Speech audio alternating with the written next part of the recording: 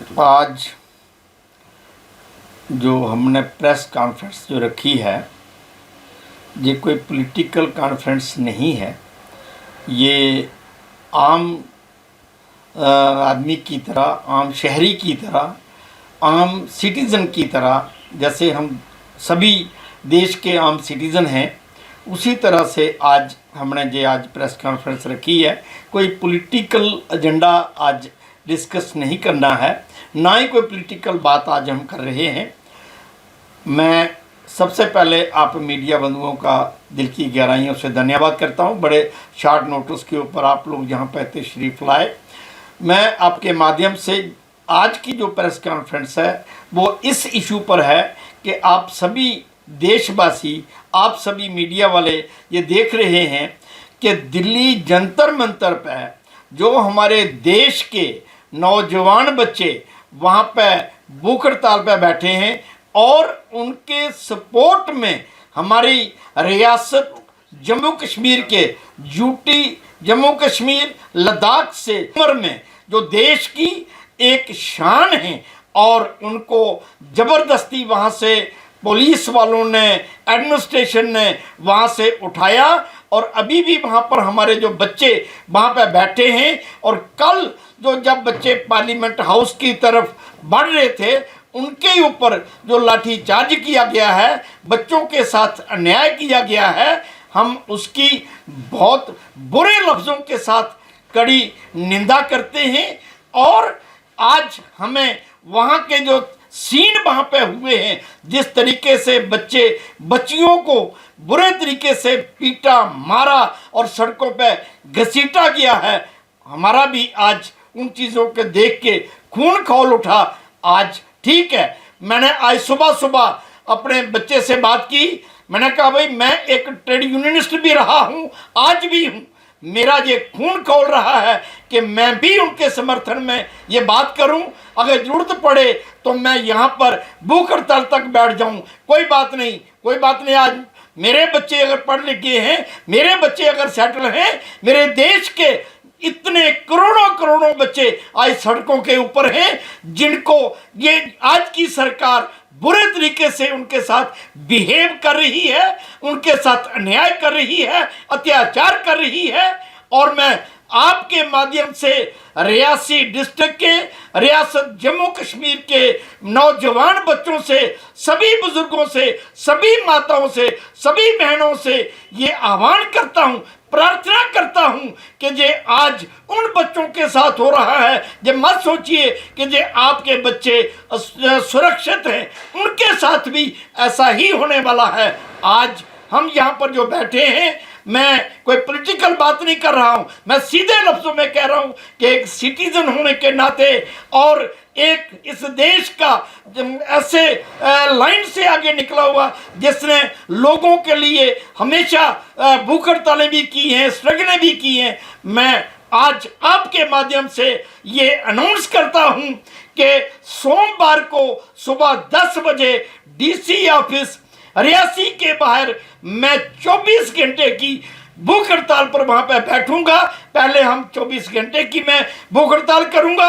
अगर जरूरत पड़ेगी तो आगे बढ़ने की जरूरत होगी, वो भी बढ़ेंगे। और अगर बच्चों के समर्थन में अगर दिल्ली जाने की जरूरत पड़े तो सबको आगे बढ़ चढ़ कर आना चाहिए।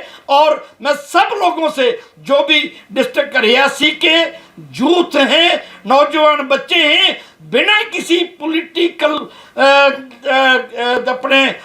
किसी के साथ जो भी पॉलिटिकल लिंक है, हर आदमी जो बच्चा पैदा होता है वो भी पॉलिटिकल पार्टी से जुड़ा होता है। लेकिन आज का जो मुद्दा है ये पॉलिटिकल मुद्दा नहीं है, ये बच्चों के भविष्य की बात है, हमारे देश के भविष्य की बात है।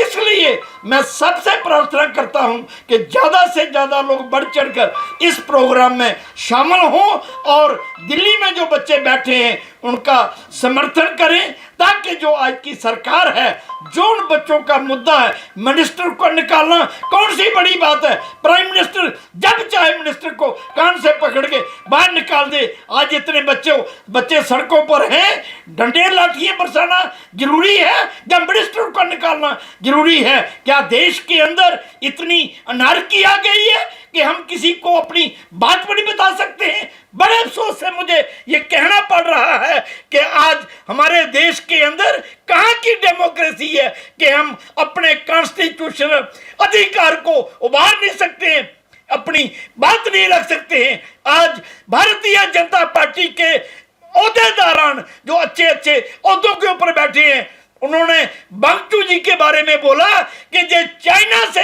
पैसा लेता है और जहां देश के अंदर गड़बड़ी पैदा करवाना चाहता है। लानत है ऐसे लोगों पर जो ऐसे आदमी की इस तरह से बात करते हैं जिसने अपने देश के आर्मी के लोगों के लिए इस तरह के चीजें पैदा की कि जो बर्फानी पहाड़ों में बैठ के अपने आराम से रात काट सकते हैं। आज ऐसे शख्सियत को अगर इस तरह से नवाजा जाए, जिसको देश के अंदर कितने अवार्ड मिले हैं अच्छे काम करने के लिए, और आज अगर उस आदमी को इस तरह के लफ्जों से कहा जाए तो जब मैं उन लफ्जों की निंदा करता हूं। और एक बार फिर आपके माध्यम से सभी रियासी वासियों को, डिस्ट्रिक्ट रियासी के सभी नौजवान बच्चे बच्चियों को जिनके अंदर थोड़ी सी भी ज़मीर जिंदा है, उन सबको सड़कों के ऊपर आके अपना विरोध प्रदर्शन करना चाहिए।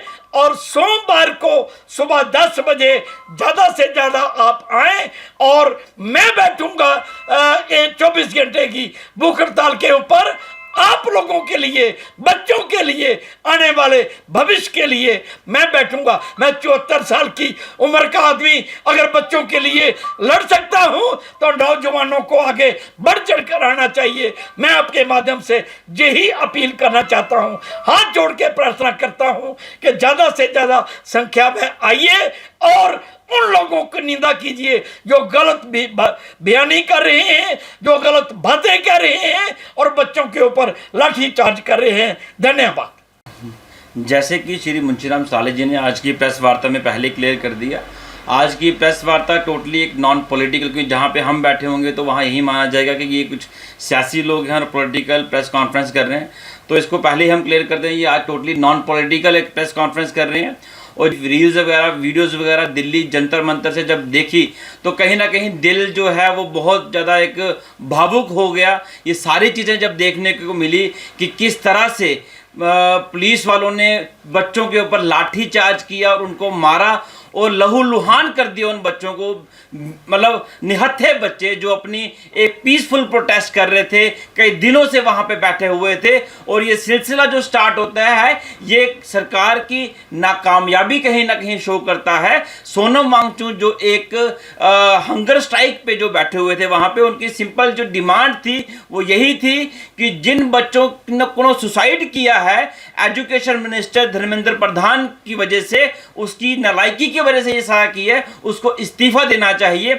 उसी चीज को बच्चे भी कंटिन्यू कर रहे थे और ये डिमांड कर रहे थे उसको वहां से हट जाना चाहिए। और किस तरह से रात के अंधेरे में जो है चोरी छिपे सिविल ड्रेस में आके पुलिस ने सोनम वांगचुक को जो एक पीसफुल प्रोटेस्ट कर रहा था, ना कोई वहाँ पे शोर शराबा किया, ना कोई हल्ला गुल्ला किया, ना किसी का सरकारी प्रॉपर्टी का नुकसान पहुंचाया, उनको किस तरह से उठाया गया वहां से, उसके बाद बच्चों के ऊपर किस तरीके से वहां पे लाठीचार्ज किया गया, ये सारा दृश्य देख के हम रह नहीं पाए। और श्री मुंशीराम साले जी का जो फैसला था कि मैं आज से ही इस चीज को कंटिन्यू करूंगा, मैं भूख हड़ताल के लिए जाना पड़ेगा। जिस तरह से दिल्ली में ये सिलसिला जारी हुआ, हम रियासी में स्टार्ट करेंगे। अगर दिल्ली जाने की जरूरत पड़ी तो हम दिल्ली जाने के लिए भी तैयार रहेंगे। और यही हमने सोमवार का फैसला किया और आज हम प्रेस कॉन्फ्रेंस से यही मैसेज देना चाहते हैं कि हमने हमारे जिन नौजवान बच्चों से बातचीत चल रही थी वो भी बड़े ज़्यादा भावुक थे, मगर कुछ उनकी मजबूरियां हैं, वो पढ़ाई लिखाई कर रहे हैं, वो मीडिया के सामने नहीं आ सकते हैं, उनका फ्यूचर जो है वो स्टेक पे लगा होता है। इसलिए वो यही चाहते हैं